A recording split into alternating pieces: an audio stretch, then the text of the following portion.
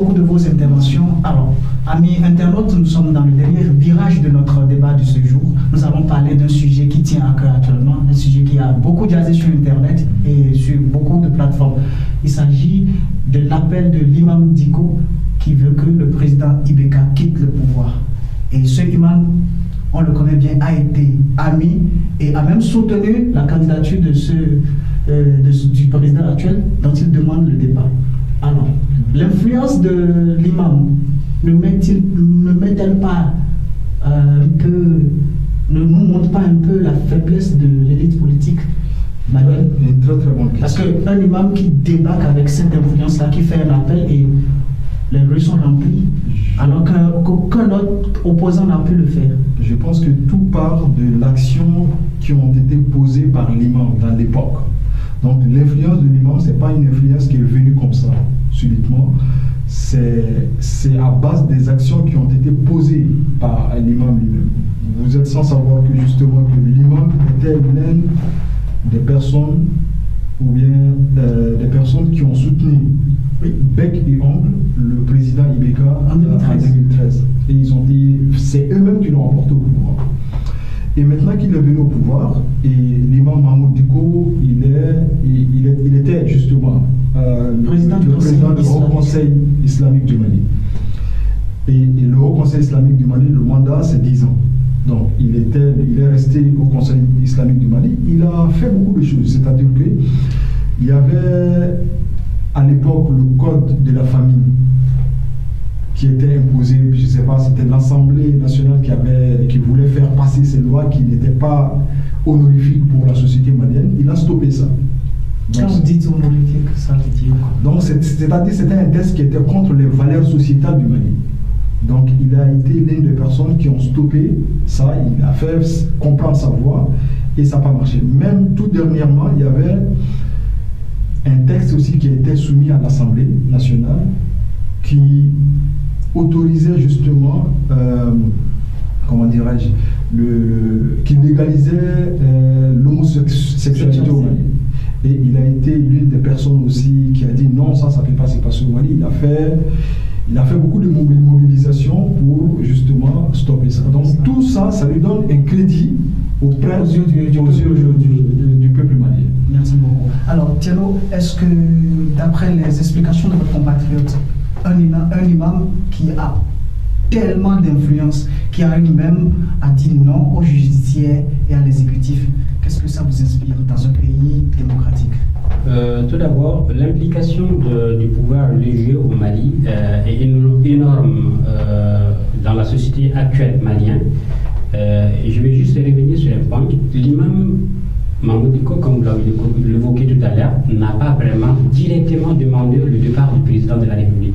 Bon, l'imam a... C'est son appel qui a provoqué ce tollé-là aujourd'hui. Parce qu'il fait partie maintenant d'un groupe qui demande la démission du régime. Non pas seulement le président, mais tout son régime qui doit dégager. Bon, l'imam a eu beaucoup plus de crédibilité parce que l'imam a, comme on a dit, a vraiment dans le passé posé certaines actions. Parce qu'il a soutenu le peuple dans la lutte, dans plusieurs luttes. Que ce soit en 2017, il y avait un mouvement qui s'appelait Anté-Ambana, qui était contre la révision constitutionnelle, parce qu'il y a une constitution qui voulait être votée par le gouvernement en place. Cette constitution disait quoi? Ils allaient favoriser la pratique de, surtout, comme il a dit, évoqué tout à l'heure, l'homosexualité. Ça, c'est des choses qui ne sont pas en relation directe avec nos valeurs sociétales. Exactement. Donc, tout cela a fait que, après que l'imam a été également le président du Haut Conseil islamique du Mali, bon, ça c'est, on va dire, c'est la première jurisprudence religieuse au Mali.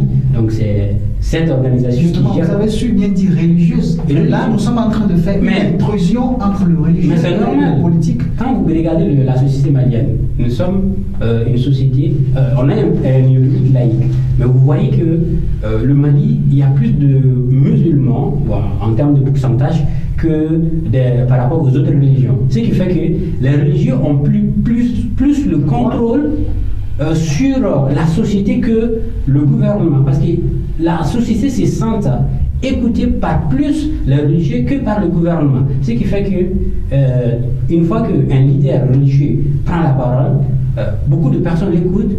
Et lorsque la même parole est prise par le gouvernement, on sent que le gouvernement, c'est une organisation qui est là plutôt pour faire son propre affaire, non pas l'affaire du peuple. Ce qui fait que le peuple est plus à l'écoute des religieux. Mais moi, je trouve ça normal, parce qu'au point où nous en sommes, on a toutes les crises, avec la crise du Nord, certes, qui va pouvoir servir de mandataire dans la crise du Nord? Le gouvernement n'arrivait pas à avoir une entente avec les séparatistes, le groupe religieux, le groupe terroriste. Ils ont été obligés de faire appel à qui? À ces mêmes groupes, parce qu'ils ont plus de crédibilité à parler avec le peuple que le gouvernement. C'est ce qui donne la force, en un mot, aux groupes religieux, c'est-à-dire à l'imam Diko, à des personnalités comme Aïdara. Il y a également, n'oublions pas le grand chérif de Nioro qui est là, qui a aussi contribué dans l'élection présidentielle d'IBK. Ce sont les mêmes groupes religieux qui ont appuyé le président Ibrahim Boubacar Keïta à être président en 2013. Vous voyez? Donc, dire que ces mouvements ne sont plus crédibles, ce sera vraiment de dire de tout et de rien à la fois, parce qu'ils sont là, c'est une force, et cette force, je pense qu'ils vont continuer comme ça, jusque dans le temps, dans la politique malienne, ils auront toujours leur dernier mot à dire. Oui. D'accord, merci beaucoup. Alors, Ndiaye, est-ce que, d'après ce qu'il a dit, vous êtes aussi d'accord? Je suppose, vous êtes d'accord qu'il y ait cette influence religieuse-là au Mali. Mais nous parlons de la vie politique. Nous allons verser peut-être dans une situation où c'est le religieux qui va gouverner le pays. Au fait, moi je pense que c'est pas forcément le cas. C'est pas les religieux qui vont gouverner. Mais c'est ce que nous avons. Moi je pense pas. Parce que déjà, il a été clair que je pense pas. Mais seul est plus à l'écoute aux religieux qu'aux politiques. Je vais revenir un peu sur les faits. C'est que je pense toujours que la politique et l'islam, on ne peut pas les dissocier. Moi, je suis parmi les gens qui pensent que ces deux choses-là vont ensemble. On ne peut pas les dissocier. C'est pour cela même qu'on parle de l'islam politique aujourd'hui. L'islam politique, parce que quand on peut dire l'islam politique, même quand vous regardez en Turquie aujourd'hui, c'est l'islam politique qui gouverne. Donc, on ne peut pas les dissocier. Maintenant, c'est vrai ce qu'il a dit, les religieux sont beaucoup plus écoutés qu'une personne politique, un homme politique. C'est-à-dire que nous avons aujourd'hui des courants religieux tels que, par exemple, Diko, il y a des sunnites, d'une part, les chiites. Pas forcément des chiites, mais je dirais des sunnites et des chiites, si vous voulez. On peut dire des chiites. Et les sunnites aujourd'hui sont représentés. Bon, Mahmoud Diko, lui, représente la courante sunnite. Et il y en a d'autres personnes, par exemple, Haïdra et Shoa Labaya Haïdra, qui est chiite. Et tous ces gens-là, ils ont leur monde. Ils ont des peuples derrière eux qui les soutiennent, qui les écoutent aussi. Mais autant fait la politique.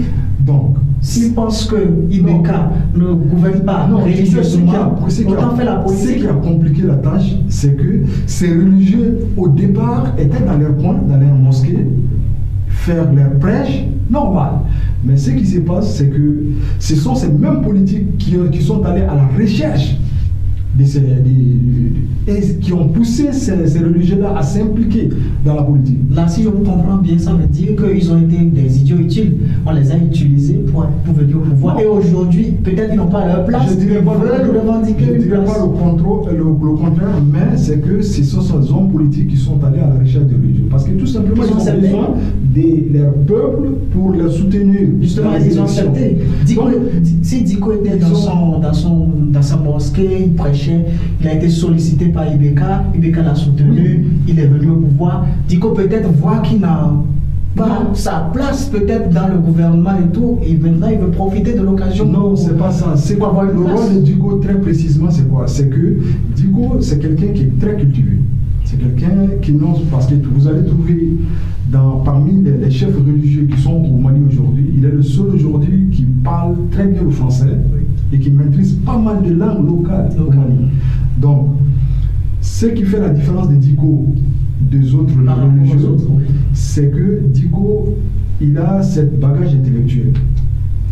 Vous voyez? Et ce qui fait que lorsqu'il a été le président du Haut Conseil islamique du Mali, il était là, il parlait des sujets sociétaux. Même lorsque le président l'invitait au palais, suite à des cérémonies par exemple, il parlait de la vérité, il disait la vérité au président. Il dit aujourd'hui le Mali fait face à une mauvaise gouvernance. Monsieur le président, tenez les choses en main. Il a dit ça déjà. Il a dit ça beaucoup de fois. Tenez les choses en main, ça ne va pas au Mali, il y a de l'injustice et la corruption, tout. Donc s'il vous plaît, voyez ça. Donc Mamoudou Dicko, après que maintenant son mandat est fini, lui, il a toujours pensé comme ce que moi je pense aujourd'hui, c'est qu'il ne faut pas se séparer de la politique. Il est resté, même lorsqu'il a quitté le Haut Conseil islamique, il est resté dans la politique. Il a créé maintenant, il y a un parti politique qui a été créé et dont lui-même il est le parrain de ce parti-là, qui est la CNL. Mais le parti même s'est réclamé, nous sommes un parti politique. Donc Mamoudou Dicko, il fait aujourd'hui de la politique. C'est la réponse que je voulais avoir. Alors, Tiano, au vu et su de ce qu'a expliqué Ndiaye très clairement, est-ce que Dicko est en train de jouer, l'imam Dicko, pardon, est en train de jouer un jeu? Est-ce qu'il agit en tant que simple patriote qui tient à son pays ou bien il veut sa part de gâteau? Je ne dirais pas qu'il veut sa part des gâteaux parce que Dicko, s'il voulait avoir sa part des gâteaux depuis longtemps, il l'aurait eu. Il a été quand même le président de la plus grande institution religieuse au Mali, qui est le Haut Conseil islamique. Et Dicko avait les moyens de se remplir du pouvoir. C'est quelqu'un qui est venu, il est honnête, raison pour laquelle on l'a même nommé le plus éclairé, il est le plus sage également. Parmi tous ces leaders religieux, il est le plus cultivé. Et Dicko, il a bel et bien une ambition. Son ambition, c'est quoi? C'est de voir un Mali prospère, un Mali qui appartient au Mali avec, on va dire, des tendances qui reflètent plutôt à notre société que notre politique. Parce que Dicko, je pense qu'il est plutôt social que politique. Et Dicko, bien vrai qu'il a créé un groupe politique récemment, dont il est le parrain, je ne vois pas Dicko, parce que lui-même l'a dit, il ne veut pas être un président, il ne veut pas être un leader politique, mais il est là, il sera toujours là pour défendre les intérêts du peuple. Aussi longtemps que le peuple va se voir, je dirais, laissé par le gouvernement, lui sera une sorte d'intermédiaire. Vous voyez, donc Dicko, je pense qu'il joue son rôle, je pense qu'il joue pleinement son rôle, et je pense que peut-être bien son groupe qu'il a créé peut entrer dans le gouvernement ou bien travailler avec les politiques en place et aider le Mali à mieux s'en sortir. Alors, Tiano dit que lui n'est pas, lui sait que Dicko ne sera pas président. Vous ne pensez pas qu'il a une ambition politique? Non. En une petite phrase simplement. Non, Dicko n'a pas l'ambition de devenir un chef de l'État un jour. Toute son ambition se focalise sur comment la société malienne peut progresser, comment il peut y avoir moins de corruption, comment la bonne gouvernance peut gagner de plus en plus de place au sein de la société malienne. Merci beaucoup. Tiano, est-ce que vous pensez que cette bataille-là qui suscite le départ d'IBK va aboutir? Vous pensez que IBK va partir comme ça? C'est une bonne question parce que c'est la question d'actualité malienne de nos jours. Certes, il y a plusieurs groupes qui se sont réunis ensemble pour demander le départ. À la tête, on trouve également le CEMAS de Mamoudou Dicko. Il est influent dans le pays. Après les deux mouvements, on a assisté récemment au mouvement du 5 et du 19. Ils ont évoqué certains sujets parce que leur demande principale, c'est la démission du régime d'IBK et son régime. Donc quand on parle de la démission, la question qui se pose, est-ce qu'on doit pousser le président de la République vers la porte de sortie? Mais c'est ce qu'on est en train de voir. Oui, on est en train d'assister à cela. Est-ce que c'est considéré comme étant anticonstitutionnel? Est-ce que ça va se faire? Moi, je pense que de nos jours, IBK, il reste 3 ans. Certes, IBK a montré toutes ses limites. IBK ne peut plus diriger le Mali. D'après certaines personnes, IBK mérite d'avoir une chance de continuer avec son mandat. Mais moi, personnellement, si vous me demandez, je vois que IBK n'a plus de stratégie pour résoudre le problème malien. Est-ce que dans ce processus-là, qui réclame autant le départ du président IBK, qui quand même n'a pas fini son mandat, est-ce que vous pensez que tout va finir pacifiquement? On ne va pas verser dans du sang? Je pense que on ne peut rien projeter pour l'instant dans l'avenir. Ce qu'on peut dire présentement, c'est que les faits qui sont là, c'est que la population malienne, c'est une population qui a beaucoup souffert. Donc, quand les souffrances s'accumulent, à un moment donné, ça les limite. On a laissé gérer le pays pendant 5 ans et rien n'a été fait. Et maintenant, vraiment, la souffrance a atteint son apogée. Donc là, il faut vraiment... C'est un sentiment, je peux vous dire, qui est partagé par à peu près 90% des Maliens. Je peux vous le confirmer. Merci pour les statistiques. Alors voilà les statistiques, 90% veulent qu'il passe. Est-ce qu'on a l'homme qu'il faut? Si, imaginons aujourd'hui que Mahmoud Dicko et ses manifestants arrivent à déloger le président. Est-ce qu'il y a l'homme qu'il faut pour ne pas laisser le Mali tomber dans une guerre civile ou bien dans une bain de sang? Oui, on ne peut pas dire qu'il n'y a pas d'homme qu'il faudra pour continuer avec le pouvoir en place. C'est pas la première fois qu'un président est contraint de partir. On a vu Ibeka, il est parti, on a vu Moussa, il est parti, Moussa Traoré qui était parti par un coup d'État également. Moi, je pense que le Mali a largement d'hommes politiques qui peuvent diriger et qui peuvent faire bouger un peu les choses. Mais instinctivement, vous pensez à qui? Moi, je vois des figures politiques parce que, bien vrai qu'ils sont jeunes, voilà, je voyais le président du parti Élément qui est Moussa Mara, lui qui a joué un très grand rôle parce qu'il était maire de la commune 4, il a montré ses preuves là-bas, il a été aussi premier ministre, bon, même s'il a été un peu contesté lorsqu'il était à la primature, je pense que c'est un travailleur. Vous voyez, il y a également le nouveau qui vient de se lancer dans la politique. Il s'agit bien évidemment du président de ADP Maliba, Ali Bouakar Diallo. Lui aussi, il était méconnu des écrans. Mais lorsqu'il était venu, bon, il a été troisième aux élections passées. Je pense qu'il peut aussi faire de grandes choses au Mali. Sans oublier également les technocrates, Cheikh Modibo Diarra et Modibo Sibé du parti FA. Ce sont des éléments qui sont là, qui peuvent diriger le Mali après Ibeka. Donc moi, s'il faut dire que qui pour diriger le pouvoir, je pense que ça appartient au peuple malien. Dans les solutions, j'allais vous demander pour finir, en général résumé, quelle est la solution pour sortir? La solution pour sortir, en un mot, il faut dégager l'Assemblée nationale qui est illégitime. Les gens de la CEDEAO, les envoyés de la CEDEAO ont donné un accord. Ils ont dit, là où les élections ont été contestées, il faudra partiellement reprendre ces élections. Ce n'est pas une solution, c'est anticonstitutionnel. Je pense que dans ce cas-là, s'il faudra reprendre tout et appliquer une solution convenable, il faudra faire dégager l'Assemblée nationale qui n'est plus légitime. Il faudra reprendre les élections législatives également pour mettre encore une autre assemblée. La Cour constitutionnelle qui est aussi contestée, qui n'a jamais été contestée que dans ces moments, doit être aussi dégagée. Bon, je pense qu'il y a déjà un progrès, puisque 4 de leurs membres déjà ont démissionné. Ce qui veut dire que dans les prochains jours, on risque d'avoir une démission entière, c'est-à-dire la totalité des membres de la Cour constitutionnelle. Et le président doit faire un dialogue. Pas seulement de former un gouvernement d'union nationale, mais d'écouter et d'appliquer ce qui va se dire dans ce dialogue-là avec les mouvements M5, la CEMAS. Vous voyez? Donc je pense qu'en quelque sorte, ça c'est les grandes solutions qui doivent être appliquées pour l'apaisement de cette crise à la fois politique et sociale. Merci beaucoup. Alors pour finir, Ndiaye, est-ce que vous avez un mot de paix à lancer au peuple malien en quelques petites secondes? Oui, effectivement, tout ce que j'ai à dire au peuple malien, c'est que il faut dialoguer et il faut vraiment, comme on le dit d'ailleurs, on ne peut pas fonder un pays sur le mensonge. Le pays se fonde sur la vérité.